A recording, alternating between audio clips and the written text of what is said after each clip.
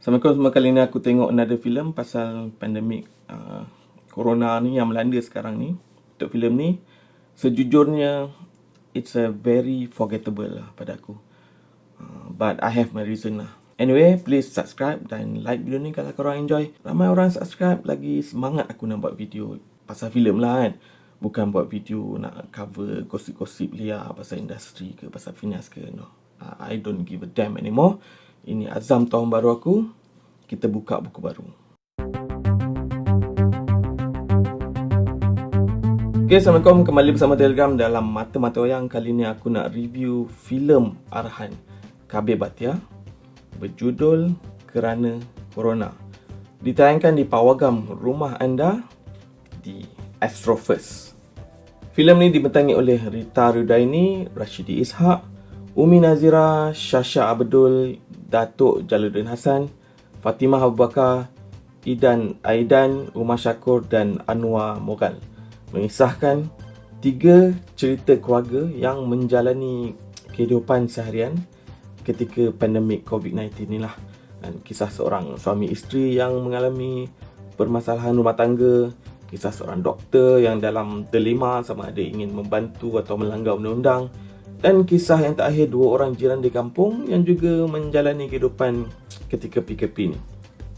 So filem ni penuh dengan moral value yang nak disampaikan. Mostly related to the MCO situation lah.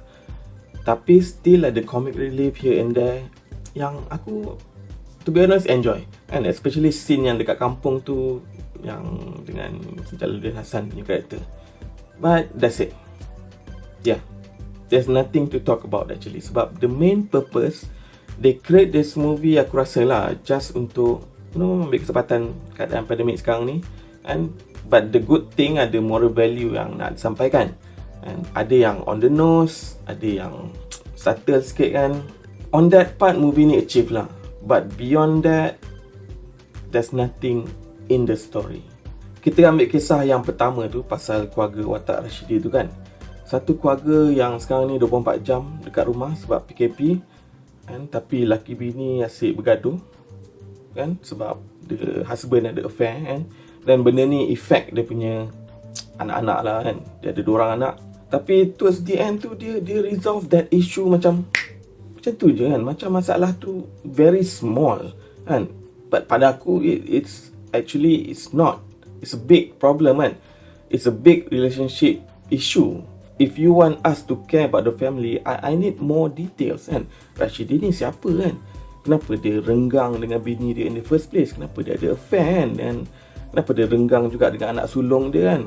Is it dia memang tak close dengan anak dia sejak dari kecil sampai ke besar? Is it masa PKP tu je kan? So benda ni tak ada detail. So dia macam glance over je. Because that is not apa yang dia nak ceritakan. Sama lah dengan kisah doktor tu kan. Dia glance over juga. Untuk dia bend the rules kan, dia punya prinsip semua tu, aku memerlukan motivation yang very strong. Tapi tak ada kat sini. Story tu tak ada. Cerita yang kat kampung pula just for comic relief lah kan. And for excuse to connect this 2 story yang first tu kan. Actually aku cannot find why we need the doctor story actually. Rashidi dan family punya story tu is already big enough to be focused for one movie kan. The conflict between husband and wife tu dengan anak dia, aku rasa more than enough to make a full movie.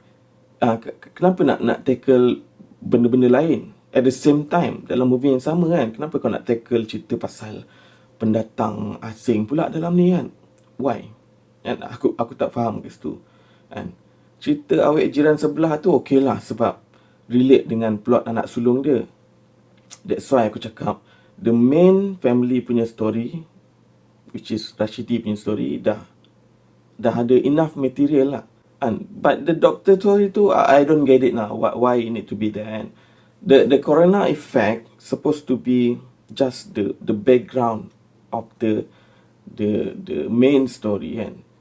And then you will have a very sincere family story as a main product kan. The moral value is the byproduct kan. Aku rasa lah kan, baru penonton dapat menghayati what is the true meaning untuk cerita ni kan. Dalam filem ni, the story tu macam, the family story tu just macam an afterthought kind of things kan. Dia hanya fokus on the message yang dia nak sampaikan, not the human story. And because of that, aku rasa there's no human connection bila aku tengok cerita ni kan. So lepas tengok memang aku tak ingat apa-apa cerita ni pasal apa kan. Sebab the character is just there macam puppet je untuk menyampaikan satu message yang lain kan. So overall aku bagi movie ni 2.5 bintang je kan. Boleh kalau nak buat movie pasal PKP, pasal pandemik kan, COVID-19 ni semua kan, but make it as a background of the story lah kan. Kalau nak buat as the main thing, kau buat PSA video je kan? Public service announcement kan, PKP macam mana kan, boleh social distancing, buat PSA je lah. Okay, tu je untuk video kali ni. Aku really appreciate kalau korang boleh subscribe dan like video ni kan.